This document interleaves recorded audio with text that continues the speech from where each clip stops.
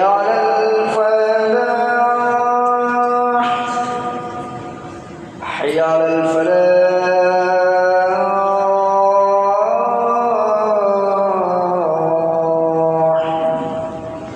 الله أكبر لا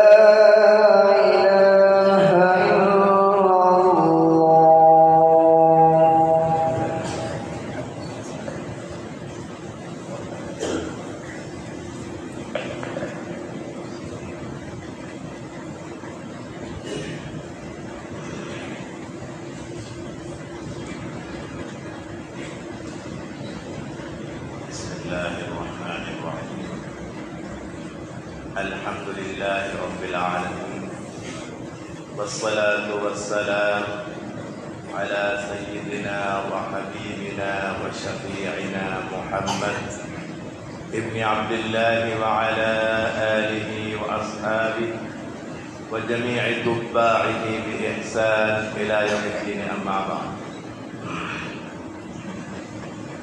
فأعوذ بالله من الشيطان الرجيم بسم الله الرحمن الرحيم يا بني آدم خذوا زينتكم عند كل مسجد وكلوا واشربوا ولا تسرفوا إنه لا يحب المسرفين وقال أيضا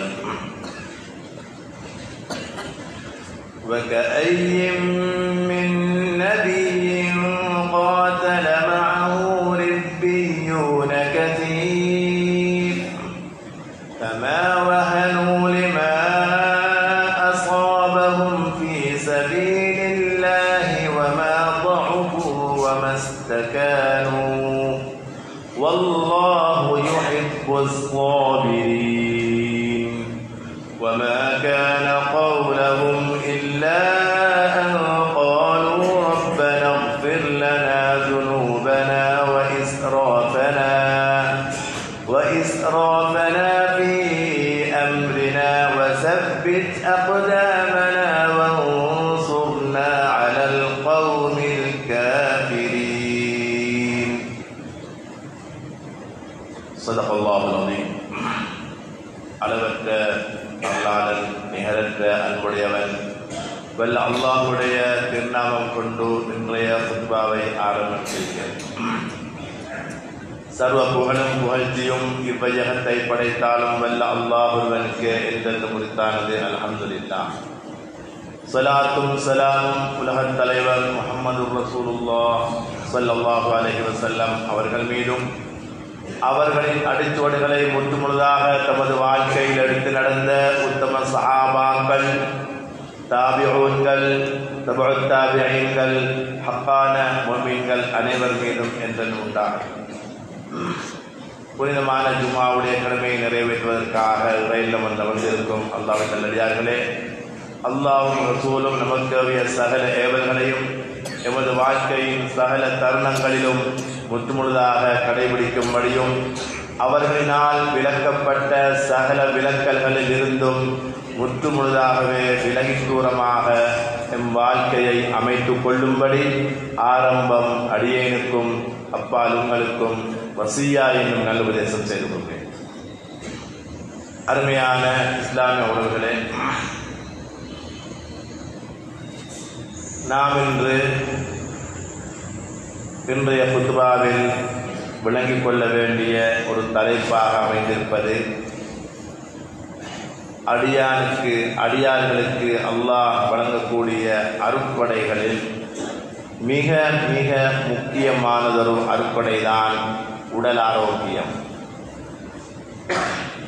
உடல் ஆரோக்கியம் என்பது ரசூலுல்லாஹி ஸல்லல்லாஹு அலைஹி வஸல்லம் அவர்கள் நாளாந்தம் காலையிலும் மாலையிலும் 3 முறை, ஒவ்வொரு நாளும் காலையில 3 முறை மாலையில 3 முறை ஸல்லல்லாஹு அலைஹி வஸல்லம் அவர்கள் துஆ கேட்பார்கள். அந்த துஆ اللهم عافني في بدني اللهم عافني في سمعي اللهم عافني في بصري لا إله إلا أنت என்ற துஆவை நாலாந்தம் கேட்பார்கள். இந்த ஹதீஸை இமாம் அபூ தாவூத் ரஹிமஹுல்லாஹ் பதிவு செய்திருக்கிறார். இந்த துஆவுடைய கருத்து, யா அல்லாஹ் எனக்கு உடல் ஆரோக்கியத்தை தருவாயாக. உடல் ஆரோக்கியம் என்றது ஒரு மனிதனுக்கு அல்லாஹ் தரக்கூடிய மிக மிக முக்கியமான ஒரு அருட்கொடை. சில சஹாபாக்கள் கேட்டார்கள், யா ரசூலல்லாஹ், அல்லாஹ்விடம் நான் எதை கேட்க? சொல்லிக் கொடுத்தார்கள், சலில்லாஹ் ஆஃபியா, அல்லாஹ்விடத்தில் ஆரோக்கியத்தை கேளுங்கள். ஆரோக்கியம் என்பது மிக மிக முக்கியமான ஒரு பகுதி. எனவேதான் இந்த ஆரோக்கியத்துடைய பின்னணி ஏன் நான் இந்த தலைப்புக்குள்ளால் வருகிறோம் என்று சொன்னால், இன்றைக்கு நாங்கள் பார்க்கிறோம் அதிகமாக இளம் வயதில் மரணம். சின்ன பிள்ளைகள் சின்ன வயதில் மௌத்தாகிறத பார்க்கிறோம். சின்ன வயசுல பெரும் பெரும் நோயாளிகளாக மாறுறத பார்க்கிறோம். 30 வயது 40 கடக்கையில் மருந்தும் கையுமாக மாறுறத பார்க்கிறோம். வாழ்நாளில் செலவழித்த முழுதையுமே மருத்துவத்தில் கொடுத்துட்டு மௌத்தாகிறத பார்க்கிறோம். திடீரென மரணம்.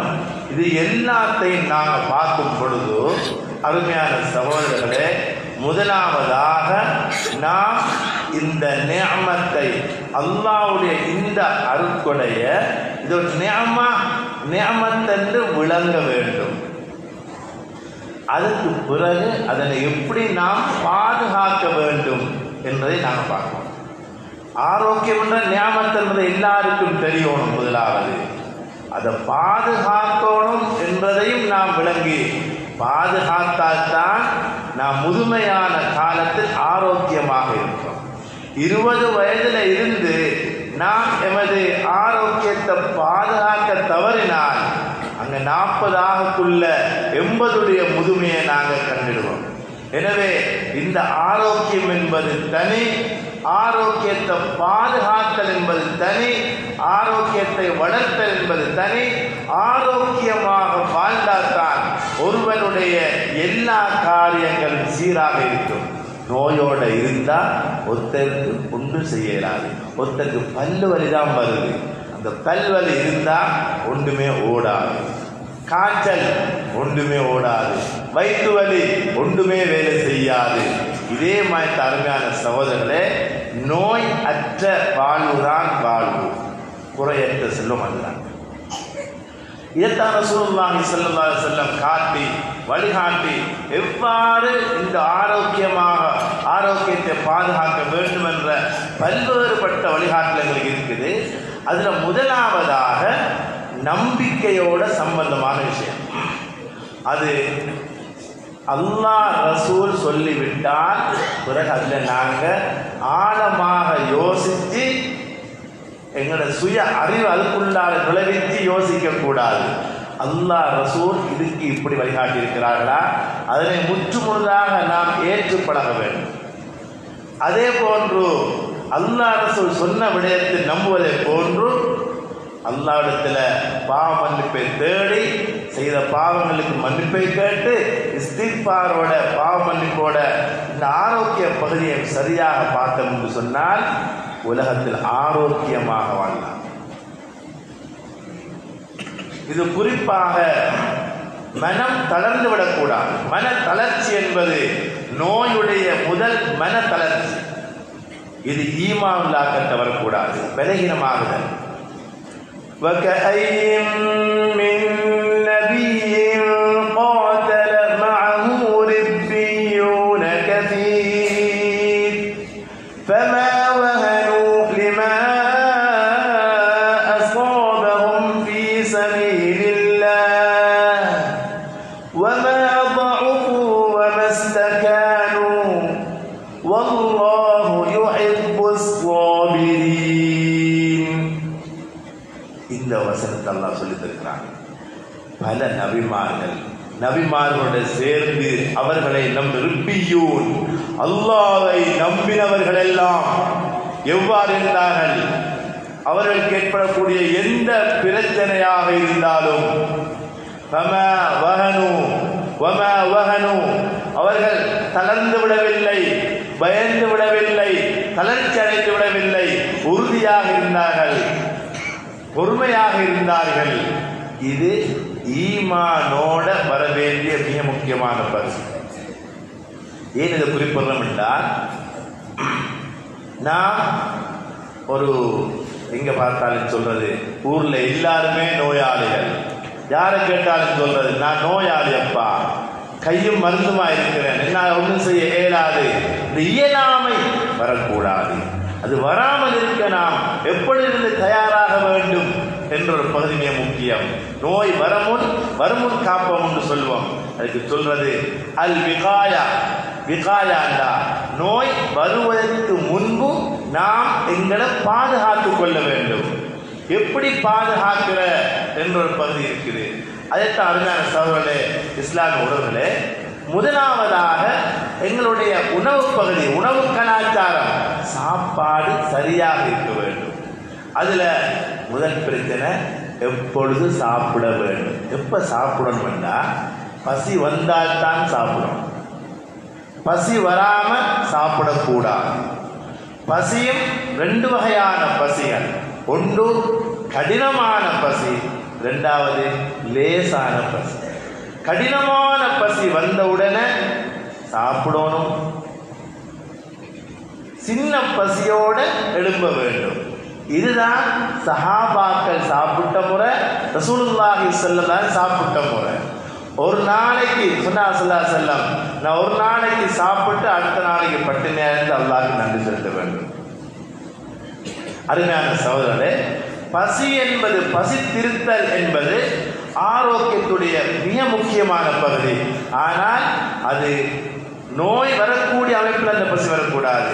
பொதுவாக ஒரு பசி ஒன்று வரும், இன்னும் கொஞ்சம் நேரம் போனால் கடினமான பசியாக இருக்கும், அப்பொழுது சாப்பிட வேண்டும். சின்ன பசியோடு நாம் வெளியேற வேண்டும். இந்த பழக்கம் முதலாவது வர வேண்டிய பகுதி இந்த பகுதி. இரண்டாவது, இந்த அளவாக நாங்கள் சாப்பிட்றோம்னு சொன்னோம்.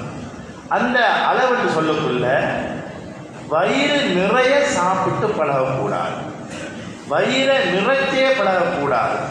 இதைத்தான் அது ஆயிஷா ரலியல்லாஹு அன்ஹா சொல்றாங்க. ரசூலுல்லாஹி ஸல்லல்லாஹு அலைஹி வஸல்லம் அவர்களுடைய காலத்துக்கு பிறகு உலகத்தில் தோன்றிய முதலாவது பிதா என்னென்றா அஷ்ஷபஉ, வயிறு நிறைய சாப்பிடுதல். அப்ப ஸல்லல்லாஹு அவங்களும் சஹாபாக்கள் காலத்துல வயிறு நிறைய சாப்பிடுற பழக்கம் அவங்கள்ட்ட இருக்க இல்லை. வயிறு நிறைய சாப்பிடுறது அது நோயை இழுத்து கொண்டு வந்து சேர்ந்து. இதனால பெரும் பசி வந்தோன்னு சாப்பிடணும், சின்ன பசியோட எழுப்பி பழக வேண்டும். சில ஆட்கள் சொல்லுவாங்க, என்னண்டா சகண்ட உட்கார்ந்தா எப்படி சாப்பிடண்டே விலங்குகள் இல்லை, சாப்பாடை கண்டா கட்டுப்படுத்த இயலாமல் இருக்குது என்றால், நாம் முதலாவது வழிதான் நான் என்னை கணக்கெடுக்க வேண்டும், நான் என்ன மதிக்க வேண்டும். ஒவ்வொருத்தரும் தன்னை மதிக்க வேண்டும். சில நேரம் நாங்கள் யோசிக்கிறது சாப்பாடு தானே, அல்லாஹ் விட்ட நேரத்தில் மௌத்து வரும், சாப்பிட்றது இப்ப சாப்பிடுறோம், வாரது பிறகு பார்ப்போம். இந்த முறை பிழையான நம்பிக்கை. நாங்கள் செய்யறது இல்லாத செஞ்சுட்டு கடைசியா முடிக்கிற கலா கதில் கொண்டு முடிக்கிற, அல்லாஹ் விட்ட இடத்துல முடிவுன்னு முடிக்கிற, இது பிழை.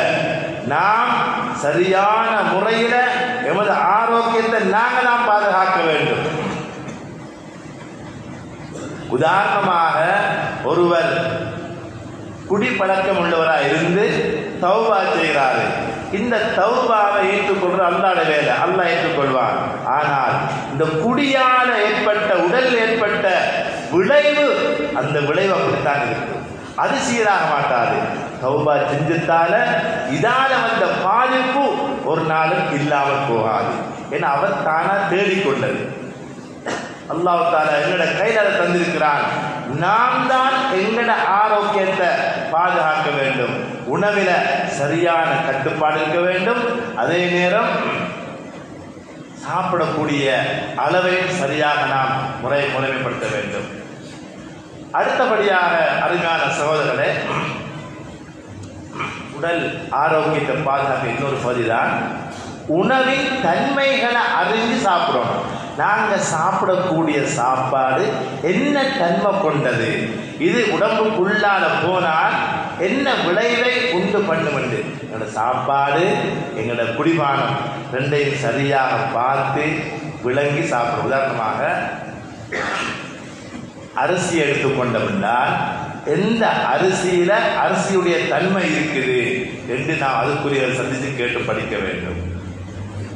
அந்த எல்லா அரிசியிலையும் அந்த தன்மை இருக்காது. அதை படித்து விளங்கி சாப்பாடு நாம் வைக்க வேண்டும். உதாரணமாக இந்த புழுங்கல் அரிசின்னு சொல்வார்கள், சிகப்பரிசின்னு சொல்வார்கள். இந்த அரிசியில கூடுதலான தன்மைகள் இருக்கு.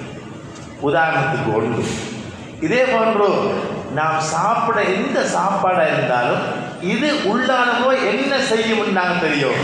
இன்றைக்கு பார்க்கிறோம் இந்த சாப்பாட்டு முறைமையில அது எல்லாம் இல்லாமல் போய் எல்லாத்தையுமே சாப்பிடுறது.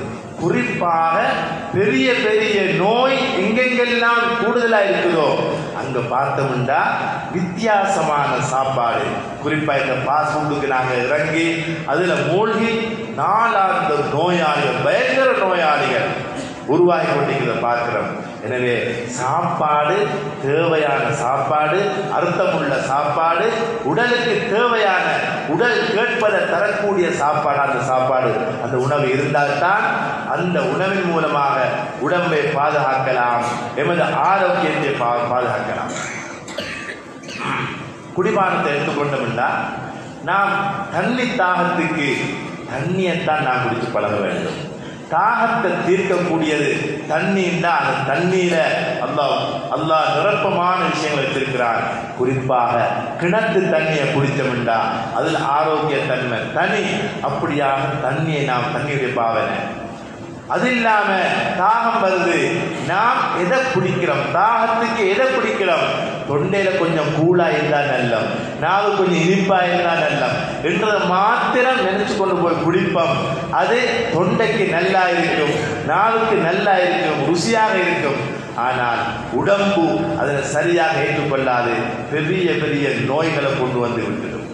நான் வயிறு கேட்கிறது, கேட்கக்கூடிய விஷயம் அந்த இருக்காது, நாவுக்கு ருசியாக இருக்கும்.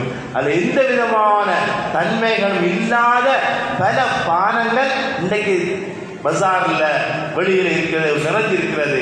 நான் தாகத்துக்கு தண்ணியை குடித்து பழக வேண்டும். ஒரு நேரம் 2 நேரம் குடிக்கிறது பிழை இல்லை.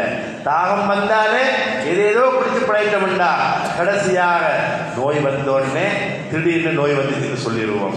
இதை என்ன நாம் எண்ணி பார்த்து கொண்டு திரும்பி பார்த்து இருக்க மாட்டோம். எனவே இந்த பகுதி சரியா இருக்கிறது. அடுத்ததாக குடிபானம் சொல்லக்குள்ள பழத்துரு பகுதி இருக்குது.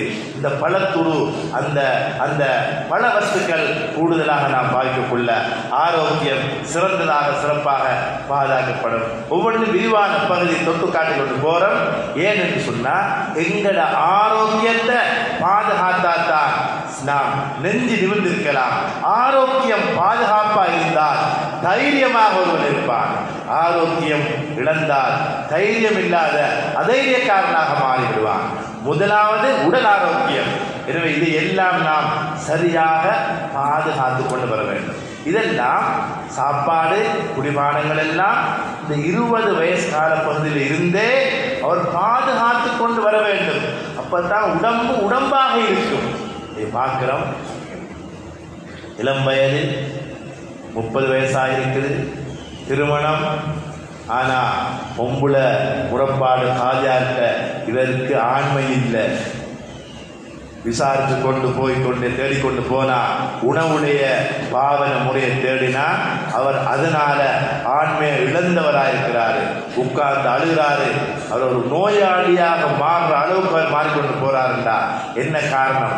விட்ட பிள்ளை எங்க 20 வயசு கால பகுதியில் இருந்து அவர் உணவு முறையை சரியா செய்யல, திருமணமாகுது, ஆண்மை இல்லாத பிரச்சனை நிறைய இடங்கள்ல இருக்குது. ஒரு இடங்கள்ல இல்லை, காதிமார்ட்ட போய் கேட்டா வந்து குமிழ் வழக்கு. ஒரு குடும்பம் பிரியுது, சொல்றாங்க நான் நீங்களும் அழகா பிரிஞ்சு கொள்வோம், எந்த குறையை நீங்க வெளியே சொல்ல வேணாம், பிரிஞ்சு கொள்வோம். காதியாட்ட கேட்கிறாங்க அல்லாஹ்க்காக எங்களைய பிரிச்சு வைங்கோ என்னன்னு கேட்க வேணாம். அவர் கேட்கிறாரு என்னன்னு நான் எழுதுறதுக்குள்ளார தேடி பார்த்தா ஆண்மையில பிரச்சனை, அங்க தேடி பார்த்தா உணவெல்லாம் பிள்ளையாக மாறி செயற்பாடுகள் மாறி நிறைய பிரச்சனை உண்டாகிறது. எனவே வாழ்வர்களே, இளைஞர்களே, சமூக தலைவர்களே, நாம் எமது உடலை முதலாவது பாதுகாக்க வேண்டும், ஆரோக்கியத்தை பாதுகாக்க வேண்டும், தைரியத்தை வளர்க்க வேண்டும், தைரியமாக இருக்க வேண்டும். பாதுகாத்தால்தான் சீரிய சிந்தனை பிறக்கும். யுத்தம் நடந்து கொண்டிருக்கிறது, மாபெரும் யுத்தம். அந்த யுத்த களத்தில் காபிர்கள் எல்லாம் முசைலமத்துல் கத்தாபுடைய அந்த அவனை கொண்ட அந்த யுத்தத்தில் பொய் நபியாக வாதுகிற நேரம் ஒரு யுத்தம். அந்த அவர்கள் எல்லாம் குகைக்குள்ளால கோட்டைக்குள்ளால மறைஞ்சிருந்து கொண்டு தாக்கினார்கள். சஹாபாக்களில் சரியான தாக்கங்கள் ஏற்பட்டுக் கொண்டிருக்கக்குள்ள ஆசிப் இப்னு மாலிக் ரலியல்லாஹு அன்ஹு, பரா இப்னு ஆசிப் ரலியல்லாஹு அவர்கள் சொன்னாங்க, என்ன தூக்கி இந்த கோட்டைக்கு மேல எறியுங்கள், நான் அங்கால கதவு திறக்கிறேன்னு சொன்னாங்க. ஆளக்காட்ட இல்லை, அவர் அறிங்க இவர் அறிங்க, என்ன தூக்கி இந்த கோட்டைக்குள்ளால எறியுங்கள், நான் போய் அந்த கோட்டையுடைய கதவை திறப்பேன். எல்லாரும் சேர்ந்து 4-5 பேர் ஆளை பிடிச்சி தூக்கி எறிஞ்சாங்க. கோட்டைக்கு உள்ளால போய் இறங்கினார் வாளோட. அவர் போய் விட இல்லை. இப்ப எங்கட காலத்தில் ஒருத்தர் தூக்கி போட்டா போட்டதுதான், கை முறிஞ்சு காலை முறிஞ்சு எடுக்கொண்டு இருக்காது. போய் இறங்கினாரு. அவர் போய் விழுந்தது காபிரோட தலையில இடி விழுந்தது போன்றிருந்தது. நொடி பொழுதில் கதவை தள்ளி கொண்டிருந்த 8 பேரை கீழே விழுத்து விட்டு கதவை திறந்தார்கள். முஸ்லிம்கள் சரமாரியாக உள்ளே நுழைந்தார்கள். வரலாறு நீண்டது. குறிப்பிட விஷயம் என்னென்றா, சஹாபாக்கள் உடலை சரியாக பாதுகாத்து வைத்திருந்தார்கள், கவனமாக இருந்தார்கள். எந்த உண்டா தஹஜ்ஜுத் நேரங்கள்ல இரவு நேரங்கள்ல வந்து பார்த்தேன்டா அல்லாஹ்வுக்கு முன்னால் அழுது கொண்டு கெஞ்சி கதறிக்கொண்டு அவங்களுக்கு ருஹ்பானும் பில்லை வஃபுர்சானும் பின்னஹார், பகல்ல குதிரை வீரர்கள், இரவுல பார்த்தா தஹஜ்ஜுதுல அழுது காதல் நினைப்பாங்க, இவர்களோடய நாங்க வேண்டு இருக்கிற பகல்ல, இவர்களா அந்த பகல் நேர வீரர்கள். ஆம், தஹஜ்ஜுதுல எழும்ப வேண்டுமா, உணவும் சரியாக இருக்கணும், சாப்பிடுற நேரம் சரியாக இருக்க வேண்டும். இஷா தொழுகைக்கு பிறகு ஆகுமான விடயங்கள் பேசுறதே மக்ரூஹ். இப்படி இருக்கத்தக்க நாங்கள் எங்களோட சாப்பாடு இரவு நேரம் எப்படி, தூங்குற நேரம் என்ன, எழுப்புற நேரம் என்ன, ஃபஜ்ர் என்ன, காலை எங்க, அந்த காலையுடைய பரக்கத்தை எல்லாத்தையும் இழந்துட்டு எழுப்புறோம். இதுக்கு எல்லாத்துக்கும் காரணம் உணவு மட்டுமில்லை, உணவுடைய நேரம். நாங்க இன்னொரு பிரச்சனை என்னன்னா, நாங்க பழகி இருக்கிறது பசி வந்தா சாப்பிட்ற வழக்கம் இல்லை, நேரத்துக்கு சாப்பிடுறது. நேரத்துக்கு சாப்பிடுறதுதான் நாங்க பிழையான பகுதி. நேரத்துக்கு சாப்பாடு ஒன்று இல்லை. பசி வந்தால் அதுதான் சாப்பிடுற நேரம். பசி வந்தோ இல்லையோ பகல் சாப்பாடு, பசி வந்தோ இல்லையோ இரவு சாப்பாடு, காலை சாப்பாடு வச்சிருக்கிறோம். இதுதான் எங்களை வயிறு எப்பவுமே நிரம்பி இருக்கும். நிரம்பி இருக்க நோய் வரக்கூடிய அடிப்படை காரணங்கள் தானா உருவாகும். எனவே நாம் பசி வந்தால் சாப்பிடுவது, இந்த பகுதியை பாதுகாக்க வேண்டும். சரியாக நாம் முகாமைத்துவம் படுத்தணும், சரியாக கவனமாக நின்று கொள்ள வேண்டும். அடுத்த பகுதி, நோய் வருவதற்கு முன்பு எங்களை எப்படி பாதுகாக்கிறது. அது மருத்துவ பகுதியில் இஸ்லாம் லேசாக சொன்ன சில பகுதி இருக்குது. அதில் முதலாவது தேன். இந்த தேன் என்பது எமது ஆரோக்கியத்தில் மிக மிக முக்கியமாக இடம் பிடிக்கக்கூடிய ஒன்றுதான் தேன். இது அல்லாஹ் சொன்னது, வேறு யாரும் சொன்னதில்லை, அல்லாஹ் சொன்னது, ரசூலுல்லாஹ் ஸல்லல்லாஹு அலைஹி வஸல்லம் சொன்னது. وَأَوْحَى رَبُّكَ إِلَى النَّحْلِ أَنِ தத்தகிதி. அல்லாஹ் தஆலா தேன்களில் கட்டளையிடுறான். ஜிபால் மலைகள்ல மரங்கள்ல உயர்ந்த இடங்கள்ல கூடுகள் அமைஞ்சி தேனை சேர்க்க சொல்ல அல்லாஹ் கட்டளையிடுறான். இந்த தேன் உடல் ஆரோக்கியத்துல மிக மிக முக்கியமான ஒரு இடம் தான் இந்த தேன். இதுல நாங்கள் தேனை பற்றிய தனி தலைப்பே இருக்குது. தேனை பாவிக்கிற பழக்கம் உண்டாக வேண்டும். அதே போன்று கருஞ்சீரகம் இரவு நேரத்தில் கொஞ்சம் நேரம் ஒரு கொஞ்சம் போல 10-20 மணியை போட்டு சாப்பிட்டு படுக்க பழக்கம் இருக்கும்.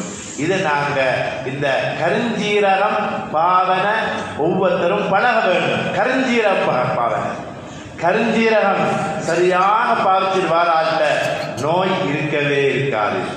சாப்பாடு அளவெல்லாம் சரியாக பண்ணுறதோட இந்த கருஞ்சீரக பாவனை மிக முக்கியமான பகுதி. தேனோட சேர்த்து கருஞ்சீரகம் அல் ஹப்பத்து சௌதா என்று சொல்வது. இதை பாவித்தோம் என்று சொன்னா மௌத்தை தவிர வேற ஒன்றுமே வர முடியாது. ரசூலுல்லாஹி ஸல்லல்லாஹு அலைஹி வஸல்லம் காட்டின வழிமுறைகள். கருஞ்சீரக பாவனை இன்றைக்கு கருஞ்சீரகம்னா என்னென்று காட்ட வேண்டியது. பிள்ளைகிட்ட கருஞ்சீரகம்னு சொன்னா அப்படின்னா என்னென்னு கேட்குது. அருமையானே, இந்த சுண்ணத்தான மருத்துவத்தை நான் கை கெடுத்தோம்டா சின்ன பிள்ளையா இருக்கக்குள்ள இந்த குழந்தை பிள்ளைய இருக்க பழக்கி அந்த பாவனையை பழக்கிறோம். இந்த கருஞ்சீரத்தை பழக்கணும், தேனை பழக்க வேண்டும். இதை பழக்கின உடனே அந்த பருவத்திலிருந்து நோயற்ற வாழ்வாக அந்த குழந்தை. இன்றைய பார்க்கிறோம், பாப்பாக்கு 80 வயசு, மகனுக்கு 40 வயசு, மகன் நோயாளி. பாப்பாக்கு முன்னால பிள்ளைகள் மௌத்தாகிற காலம். அருமையானவர்களே, இந்த பகுதி அதே போன்று இன்னொரு பகுதி இஸ்லாம் சொல்லி தந்திருக்கிறது. கழிவகற்றல் சொல்வது. நோய் நொடியில இருந்து பாதுகாக்கிற மிக முக்கியமான பகுதி தான் கழிவகற்றல். கழிவகற்றல் என்று சொன்னால் 3 வகையான கழிவு. ஒன்று சிறுநீர், நேரத்துக்கு சிறுநீர் கழித்து விட வேண்டும். அதை சேர்த்து கொண்டு கஷ்டப்படக்கூடாது. மலம் சேர்த்து கொண்டு கஷ்டப்படக்கூடாது. நேரத்துக்கு உடனடியாக மலம் கழித்து விட வேண்டும். அதே போன்று இன்னொரு கழிவு இருக்குது, நாம் மிக குறைவாக செய்கிற ஒரு பகுதி, அதுதான் குருதி, இரத்தம். இரத்தத்தில் கழிவு இரத்தத்தை நாங்கள் வெளியாக்குறது இல்லை, குறைவு. இந்த இரத்தத்தை வெளியாக்கினா பெரும்பான்மையான நோய்கள் எல்லாம் போகும். அதுக்கு சொல்றது அல் ஹிஜாமா, இரத்தம் குத்தி எடுத்தல். இரத்தத்தை எடுக்கிற முறை இருக்குது. ரசூலுல்லாஹி ஸல்லல்லாஹு அலைஹி வஸல்லம் ஹிஜாமா செய்தார்கள், அவருடைய தலையில் செய்திருக்கிறார்கள். தலையில சில பகுதி ஹிஜாமா செய்வாங்க. அந்த இடத்துல இந்த ஹிஜாமான்ற இரத்தம் குத்தி எடுக்கிற வேலை பார்த்தா 45 வகையான தலைசார் நோய்கள் இல்லாம போயிடும். சுன்னத்துன்றது நாங்க எங்களுக்கு தான் கணக்கு இல்லை. இன்னைக்கு இந்த இதையெல்லாம் ஆய்வு செய்து யாரோ அதை செஞ்சு கொண்டிருக்கிறார்கள். இன்றைக்கு ஹிஜாமாண்டா இரத்தம் குத்தி எடுத்தல். ஒவ்வொருத்தரும் இது சரியாக விளங்கி இந்த சுன்னத்தான மருத்துவத்தை கைக்கு எடுக்கணும். நாங்கள் இது செஞ்சோம்டா இரத்தத்தால் தான் பெரும்பான்மையான நோய்கள் உருவாகுது. இரத்தத்தில் கட்டித்தன்மை உருவாகிறது, இரத்தம் பழசாகக்குள்ள உருவாகிற தன்மைகள், இரத்தத்தில் கொழுப்பு தன்மை, குழாய் அடைப்பு, மாரடைப்பு, இந்த ஹார்ட் அட்டாக், அது இது என்னென்னமோ பேர். எல்லா நோய்களும் சம்பந்தமான ஒரு பகுதி, நாம் சுத்தம் செய்யாத ஒரு பகுதி தான் இரத்தம் என்பது. நான் நோய்க்கு போனா எங்களிடத்தில் செக் பண்றது முதலாவது சிறுநீர், மலம், இரத்தம். ஆனா இரத்தத்தை நாம இரத்தத்துக்குள்ளாத எல்லா நோய்களையும் அடக்கி முடக்கி வச்சிருக்கிறோம். அந்த நோய் உண்டா சேர்ந்து திடீர்னு வந்த உடனே ஹார்ட் அட்டாக்ல ஆரம்பிச்சு ஒரு வார்த்தையில கதையை முடிச்சிருவோம். ஆனா இந்த இரத்தம் எடுக்கின்ற தனிப்பகுதி, கழிவு இரத்தத்தை எடுத்து பழக வேண்டும். சின்ன பகுதி. அருமையான சகோதரர்களே, இஸ்லாம் அவர்களே, இரத்த கழிவை எடுத்து பாருங்கள், அதனுடைய சுகம் அதனுடைய இன்பம் ஆச்சரியமா இருக்கும். ஒவ்வொரு சுன்னத்திலும் ஒவ்வொரு வகையான இன்பத்தை அல்லாஹ் வச்சிருக்கிறான். ரசூலுல்லாஹி ஸல்லல்லாஹு அலைஹி வஸல்லம் எடுத்திருக்கிறார்கள், சஹாபாக்கள் எடுத்திருக்கிறார்கள். ஹிஜாமா என்பது இன்றைக்கு இலங்கையில பல பகுதிகளில் ஹிஜாமாவுடைய அமைப்பு உருவாகி கொண்டு வந்திருக்குது. நாங்களும் அந்த ரத்தம் எடுக்கிற பகுதியை பழகி யார் யார் எடுக்கிறாங்களோ சரியாக அனுபவம் உள்ளாக்க எடுக்கிறார்கள் தேடி அவங்கள்ட்ட போய் தான் ரத்தம் எடுத்துக் கொள்ள வேண்டும். குறிப்பாக இதை ஹிஜாமாவை வியாபாரமாக மாற்றிக்கொண்டு ரத்தம் எடுக்கிறது பழகுவாங்க சில ஆட்கள். அவங்கள்ட்ட போய் தரக்கூடாது. பலவரத்துல போனா அது இன்னும் 2-3 நோய் வாரத்துக்கு காரணமாக இருந்து வேறு பிரச்சனை வந்துடும். அனுபவம் உள்ள பலர் இன்றைக்கு எடுத்துக்கொண்டிருக்கிறாங்க. அவங்களை தேடி பார்த்து நாம் ஹிஜாமா எடுக்கிற பழக்கம் வச்சுக்கொள்ள வேண்டும். இது சம்பந்தமாக ரசூலுல்லாஹி ஸல்லல்லாஹு அலைஹி வஸல்லம் சொன்னார்கள், மன் இஹ்தஜம லி 17 மின் அஷ்-ஷஹர் வ 19 வ 21 கான லஹு ஷிஃபாஅன் மின் குல்லி தா. அபூ தாவூத் இமாம் அபூ தாவூத் ரஹ்மத்துல்லாஹி அலைஹி செய்கிறார்கள், ஒருவர் ஹிஜாமா எடுக்கிற ரத்தம் எடுக்கிறது பிற 17, 19, 21 இந்த 3 பிறையிலையும் ஒருத்தர் ஹிஜாமா ஒரு மாசம் ஹிஜாமா எடுத்தார் என்று சொன்னால் அவருக்கு எந்த நோயும் அவருக்கு வராது. ஆச்சரியமான பகுதி. அவருக்கு எல்லா நோய்க்குரிய ஷிஃபா ஆரோக்கியம் வந்து ரத்தத்தை எடுத்தோம்னா என்னென்ன நோய் எல்லாம் இருக்குமோ, எங்களுக்கு தெரிஞ்ச நோய் இருக்கும், தெரியாத நோய் இருக்கும், எல்லா நோய்களுக்கும் உரிய ஷிஃபா ஹிஜாமாவுக்கு உள்ளால் இருக்குது என்று ரசூலுல்லாஹி ஸல்லல்லாஹு அலைஹி வஸல்லம் அழகா சொல்லியிருக்கிறார்கள். எனவே நாம் அந்த பழக்கத்தை நாம் பழக வேண்டும், பிள்ளைகளுக்கு பழக்க வேண்டும். இந்த திடீர் மரணங்களுக்கு ஆளாகாத இளைஞர்களாக வாலிபர்களாக சமூகமாக உருவாக்குவது இன்றைய தலைவர்கள், மூத்தவர்கள், முன்னோடிகள் ஒவ்வொருவருடைய தலையாய கடமை. ரசூலுல்லாஹி ஸல்லல்லாஹு அலைஹி வஸல்லம் மருந்து சொல்லி தந்திருக்கிறார்கள். இன்றைக்கு நாங்கள் வைத்தியர் என்று சொல்லிட்டா இவ்வளவு ஆழமாக நம்பிடுறோம், இவ்வளவு ஆழமாக நம்புறோம். நம்பிக்கை எந்த அளவு போயிருக்குண்டா, ஒரு ஆள் டாக்டர்கிட்ட போறாரு, செக் பண்ண சொல்றாரு, அது பார்க்கணும் சொல்றாரு, உங்களுக்கு எட்டைக்கு வரும் போலதான் இருக்குதுன்றாரு. அது கேட்டு பேசி முடிஞ்சு அந்த இடத்துல 10 அடி முன்னால போகல, அந்த யோசனையில ஆள் மவுத். ஒரு டாக்டர் சொன்னா உங்களுக்கு நீங்க 4 வருஷம் தான் வாழ்வீங்கண்டா இப்ப 4 என்ன தோங்குறாரு, என்ன செய்யறது விளங்குதில்லை அவருக்கு. அருமையானவர்களே, அல்லாஹ் சொல்லி இருக்கிறான், ரசூலுல்லாஹி ஸல்லல்லாஹு அலைஹி வஸல்லம் சொல்கிறார்கள், ஹிஜாமா எடுத்தால் எல்லா வகையான நோய்க்கும் ஷிஃபா என்று. ரசூலுல்லாஹ் அல்லாஹ்வோட வஹி பொய்யாகிறது கிடையாது. ரசூலுல்லாஹி ஸல்லல்லாஹு அலைஹி வஸல்லம் பொய் சொன்னது கிடையாது. மார்க்கத்துல உண்மை மாத்திரம் தான் இருக்கிறது, தெளிவு, மிக தெளிவான பகுதி. எனவே நாம் அதனை செய்வோம். எங்களோட பிள்ளைகளுக்கு நான் அதனை சரியாக வழிகாட்டி அதன் மூலமாக நோயற்ற சமூகமாக மாற்ற வேண்டும். இன்றைக்கு பார்க்கிறோம், நோயாளியாகி இளம் வயதில் நோயாளியாகி அவங்களுடைய நிலைமை என்னென்னு சொல்ல இயலாது. ஆனால் சுன்னத்தான மரத்தை சொன்னா சிரிக்கிறார்கள். சொல்றாங்க, கருஞ்சீரம் பார்க்கிற காலமா இந்த காலம். அருமையாளர்களே, கருஞ்சீரத்து காலத்தை சொல்லல ஸல்லல்லாஹு அலைஹி வஸல்லம். நான் நபியா இருக்கிறேன், என்ன காலத்தோடு இதெல்லாம் முடிஞ்சுன்னு சொல்லல. உலகம் அழியும் வரைக்கும் சுன்னத்தான மருத்துவம் தான். சாப்பாட்டு முறை ஆரம்பத்தை ஞாபகப்படுத்தினேன். ரசூலுல்லாஹி ஸல்லல்லாஹு அலைஹி வஸல்லம் சொன்னார்கள், காலையில எழும்பின உடனே யாராவது 7 ஈச்சம்பழங்களை சாப்பிட்டால், விரிவான பகுதி அஜ்வா ஈச்சம்பழம் என்று சில ரிவாயத்தில் பார்க்கலாம். மதீனாவில் உள்ள குறித்த பகுதியில் உள்ள சொல்லலாம், இன்னும் சில ரிவாயத்தில் பொதுவாக வந்திருக்கிறது. எனவே காலையில் எழும்பின உடனே 7 ஈச்சம்பழங்களை சாப்பிட்டால் அவருக்கு அந்த நாளைக்கு எந்த விதமான நஞ்சும் அவரை தாக்காது, எந்த விதமான சூனியமும் அவரை தாக்காது என்று ரசூலுல்லாஹி ஸல்லல்லாஹு அலைஹி வஸல்லம் சொன்னார்கள். மன் தஸப்பஹ பி 7 தமராத் லம் யதுர்ரஹு ஃபீ ذلكல் யௌம் சம்முன் வலா சிஹ்ருன் சொன்னார்கள். இமாம் புகாரி ரஹ்மத்துல்லாஹ் இதனை பதிவு செய்திருக்கிறார்கள். அருமையானவர்களே, புகாரில் வரக்கூடிய சஹீஹ் ரிவாயத்து காலையில 7 ஈச்சம்பழம் அல்லது குறைய அந்த ஈச்சம்பழம் சாப்பிடுற பழக்கத்தை உருவாக்க வேண்டும். வீட்டில் முதலாக ஈச்சம்பழம் இருக்க வேண்டும், அது தனிப்பகுதி. வீட்டில் ஈச்சம்பழம் இருக்க வேண்டும் சொன்னாங்க. வேறு காலத்தில் பைத்துன் லா தம்ர ஃபீஹி ஜியாஉன் அஹ்லுஹு. சஹீஹ் முஸ்லிம்ல பார்க்கலாம். ஸல்லல்லாஹு அலைஹி வஸல்லம் எந்த வீட்டில ஈத்தம்பழம் இல்லையோ, ஈத்தம்பழம் இல்லாத வீடு பசிப்பட்டினி பிடிச்ச வீடு, வறட்சி பிடிச்ச வீடு. ஒரு வீட்டில் ஈத்தம்பழம் இருக்க வேண்டும். அருமையான சகோதரர் இஸ்லாம் அவர்களே, இது மிக முக்கியமான பகுதி. பிள்ளைகளுக்கு ஈத்தம்பழம் சாப்பிட பழக்க வேண்டும்.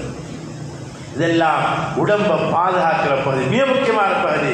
இந்த சுன்னத்தான பகுதிகளை நாம் உள்வாங்க வேண்டும். யாரு? மரியம் அலைஹிஸ்ஸலாத்து வஸ்ஸலாம். மரியம் அலைஹிஸ்ஸலாத்து வஸ்ஸலாம் அவர்கள் குழந்தையை தரிப்பதற்காக வேண்டி தயாராகிற நேரம், அந்த நேரத்தில் அல்லாஹ் கொடுத்தது ஈச்சம்பழத்தை தான். وَهُزِّي إِلَيْكِ بِجِذْعِ النَّخْلَةِ تُسَاقِطْ عَلَيْكِ رُطَبًا جَنِيًّا فَكُلِي وَاشْرَبِي وَقَرِّي عَيْنًا فَإِمَّا تَرَيِنَّ مِنَ الْبَشَرِ أَحَدًا. நீண்ட தொடர்ல அல்லாஹ் சொன்னான், ஈச்சம்பழ மரம் நீ கீழ்ப்பகுதியை உசுப்புங்கள், அது உங்களுக்கு ஈச்சம்பழத்தை தரும். அந்த ஈச்சம்பழம் தான் அந்த நேரத்தில் அல்லாஹ் கொடுத்த சாப்பாடு. அருமையானவர்களே, அல்லாஹ் ரசூல் சொன்ன வகையின் அடிப்படையில் அமையக்கூடிய இந்த முறைமையை நாம் கொஞ்சம் கொஞ்சமாக பாதுகாத்து பேணி வந்தோம்னா ஆரோக்கியமான வாழ்க்கை வாழலாம். இந்த ஆரோக்கியத்தை பாதுகாத்தால் இன்ஷா அல்லாஹ் இந்த திடீர் மரணங்களை தவிர்க்கலாம் அல்லது குறைக்கலாம். இந்த இலங்கையில திடீர் மரணம் எடுத்துக்கொண்டோம் என்று சொன்னா, திடீரென இந்த ஹார்ட் அட்டாக் என்று சொல்றது, பிரஷர்ன்றது, சீனி என்னென்னமோ சொல்லி நோயாளி. அருமையான சகோதரர்களே, இந்த முறையை கொஞ்சம் கொஞ்சமா பாதுகாத்தா என நோயற்ற வாழ்வை நான் தெரிவு செய்யலாம். அதே மாதிரி இன்னொரு பகுதி இருக்கிறது. இந்த வாகனத்தில் போய் எக்ஸிடென்ட் ஆகி மௌத்தாது, விபத்தில் மௌத்தாது. இந்த பகுதியை தேடி பார்த்தாலும் அதிலையும் அல்லாஹ் மன்னிக்க வேண்டும், எமது சமூகம் முன்னிலையாக இருக்கிறார்கள். எக்ஸிடென்ட் ஆகி முறிஞ்சி உடைஞ்சி மௌத்தாகிற இந்த பகுதியை தேடி பார்த்தா விகிதாசாரத்தில் நாங்கள் தான். அல்லாஹ் மன்னிக்க வேண்டும். அருமையான சகோதரர்களே, குறிப்பாக இந்த காலம், இந்த வரக்கூடிய இந்த டிசம்பருடைய காலம், லீவுடைய காலப்பகுதி, இந்த காலப்பகுதியில் நாம் சுற்றுலாவுக்கெல்லாம் போவோம். இந்த சுற்றுலாவை அல்லாஹ்வுடைய கோபத்தை சம்பாதிக்காத சுற்றுலாவாக மாற்ற வேண்டும். அதில் ஆகாத விஷயங்கள், ஹராமான விடயங்கள், பெண்கள் கலப்புகள், அந்த மதுபானம், குடி, விபச்சாரம் போன்ற கொடிய பாவத்திற்கு முற்றுமுழுதாக தவிர்த்த சுற்றுலாவாக இருக்க வேண்டும். அல்லாஹ்வுடைய திருப்பொருத்தம் உள்ள சுற்றுலாவாக இருந்தால் அது ரஹ்மத்தை கொண்டு வந்து சேர்க்கும். அல்லாஹ்வுடைய அதிருப்தியோட எமது சுற்றுலா ஒரு நாளும் அமையக்கூடாது. அதே மாதிரி தான் வினோத பயணம். இந்த வினோத பயணம் இன்றைக்கு பார்க்கிறோம். சின்ன பிள்ளைகள்கிட்ட வாகனம் சிலாக்கிட்ட லைசன்ஸ் இருக்கும், இல்லாம ஓடினாலும் வேற பகுதி வாகனத்தோடு ஓடுறாங்க. வேகமாக ஓடக்குள்ள ஓடி செல்ஃபியில அவங்களுடைய பாசத்தை காட்டுறதுக்கு வீடியோ எடுக்கிறது. வாகனம் போய் தூண்ட போது 3 பேரும் முடியும் அதே இடத்துல. வயசெத்தின 18, 19, 20. அதனால எங்களோட சமூகம் வெளி சமூகத்துடைய பார்வையில கட்டுப்படாத ஒரு சமூகமான ஒரு பார்வை இருக்கிறது. நாம் தான் அதனை அகற்ற வேண்டும். சரியான வழிகாட்டல் இருந்தால் அதை தவிர்க்கலாம். இந்த பகுதி சீராக வேண்டும். வாகனம் இருக்குது என்ன புள்ள ஓடுவான் என்று கொடுக்கிறது பெருமை இல்லை. சரியான கட்டுப்பாடாக முறையாக அது கொடுத்தாத்தான் அடுத்தவருடைய சோதனை என்ன போகும். நடக்கக்கூடிய விபத்தில் பார்த்தா முட்டினவரு அவரும் எங்களால் தான், முட்டப்பட்டவரு எங்களால் தான், எல்லாரும் எங்களோட முடிகிற என்ன காரணம்? அதுதான் சோதரி இஸ்லாம் அவர்களே, சரியான முறைக்கு நாம் வர வேண்டும். அதே போன்றுதான் இந்த காலப்பகுதியில் நாம் லீவுடைய காலப்பகுதியில் பிள்ளைகளுடைய பல விஷயங்களை பார்க்க இருக்கிறோம். ஆனாலும் கூட நீண்ட பகுதி நேரம் வந்துட மாட்டாது. இறுதியான பகுதிக்கு நாம் வருகிறோம். குறிப்பாக ஒவ்வொருத்தரும் அவருடைய ஆரோக்கியத்தை சரியாக பாதுகாத்துக் கொள்ள வேண்டும். மருத்துவத்தில் இந்த இஸ்லாம் சொல்லக்கூடிய இந்த பகுதியை ஓரளவு நாம் பின்பற்றினால் நோயற்ற வாழ்க்கை இன்ஷா அல்லாஹ் அடைந்து கொள்ளலாம். அடுத்த பகுதி உணவில் கட்டுப்பாடான ஒரு முகாமைத்துவமான உணவு நாம் சரியாக அமைத்துக் கொள்ள வேண்டும். அதன் மூலமாகவும் நாம் நோய் நொடியற்ற ஒரு சமூகமாக மாறலாம். அடுத்ததாக மருத்துவம் என்று சொன்னோம். அதில் நம் மருந்துக்கு முன்னால எமது உணவு இஸ்லாம் சொல்லக்கூடிய தேன், கருஞ்சீரகம், ஈச்சம்பழம் இந்த பகுதியை நாம் கொஞ்சம் கொஞ்சமாக படை கொண்டு வந்தால் அல்லாஹ்வின் கிருபையால நோயற்ற ஆரோக்கியமான சிறந்த வாழ்க்கை வாழலாம். இறுதியாக சஹாபாக்களுடைய பகுதியில் ஒரு பகுதியை ஞாபகப்படுத்துகிறேன். அதுதான் சஹாபாக்கள் 100 வயதை கடந்திருந்தார்கள். ஒரு பல் கூட விழாமல் 100 வயதை கடந்தவர்கள் வாழ்ந்தார்கள் என்று சொன்னால் எந்த அளவு தூரம் அவர்கள் தமது வாழ்க்கையில ஆரோக்கியத்தை பாதுகாத்து கொண்டிருந்திருக்கிறார்கள். 100 வயதை கடந்தவர்கள் யுத்த களத்தில் நேராக நின்றார்கள் என்றால் ஆரோக்கியம் பாதுகாக்கப்பட்டிருக்கிறது. அந்த ஆரோக்கியத்தை நாம் படிக்க வேண்டும், அதை பின்பற்ற வேண்டும். அதுக்குரியவர்களை சேர்த்து சென்று கேட்டு அதுக்குரிய வழிகாட்டுதலை சரியாக பெற்று வாழ்க்கையை அமைத்துக் கொண்டால் இது சந்தோஷமான ஆரோக்கியமான ஒரு சமூகமாக வாழலாம். வல்ல அல்லாஹ் தஆலா நம் அனைவரும் குறிப்பிட்டவர்களாக யா அல்லாஹ் நமது பாவங்களை மன்னிப்பாயாக, தெரிஞ்ச பாவங்களை மன்னிப்பாயாக, தெரியாமல் செய்த பாவங்களை மன்னிப்பாயாக. ஈமாவோட வாழ்ந்து ஈமாவோட மௌத்தாவதற்கு நம் அனைவரும் தௌஃபீக் செய்வாயாக. வ ஆகிரு தஅவானா அனில் ஹம்துலில்லாஹி ரப்பில் ஆலமீன். அல்ஹம்துலில்லாஹி ரப்பில் ஆலமீன். والصلاة والسلام على سيدنا محمد صلى الله عليه وسلم. أما بعد فيا عباد الله أوصيكم ونفسي أولا بتقوى الله تعالى وطاعته وأحذركم يوما عبوسا قمطريرا. فقد قال الله تعالى يا بني آدم خذوا زينتكم عند كل مسجد وكلوا واشربوا ولا تسرفوا إنه لا يحب المسرفين. صدق الله العظيم. بارك الله لنا وإياكم ونفعنا بالآيات والذكر الحكيم. أقول قولي هذا أستغفر الله لي ولكم واستغفروه إنه هو الغفور.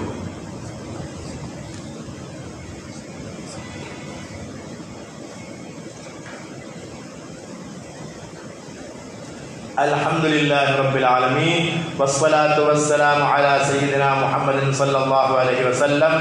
أما بعد فيا عباد الله أوصيكم ونفسي أولا بتقوى الله تعالى وطاعته وأحذركم يوما عبوسا قمطريرا. فقد قال الله تعالى إن الله وملائكته يصلون على النبي يا أيها الذين آمنوا صلوا عليه وسلموا تسليما.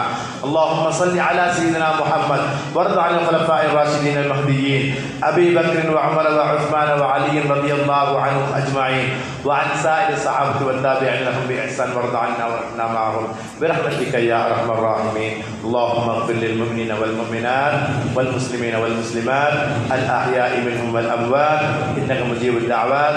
اللهم انصرنا ولا تنصر علينا، اللهم زدنا ولا تنقصنا، ولا تسلط علينا من لا يخافك ولا يرحمنا. ربنا اغفر لنا ولإخواننا الذين سبقونا بالإيمان ولا تجعل في قلوبنا غلا للذين آمنوا ربنا إنك رؤوف رحيم. الله أكبر الله أكبر.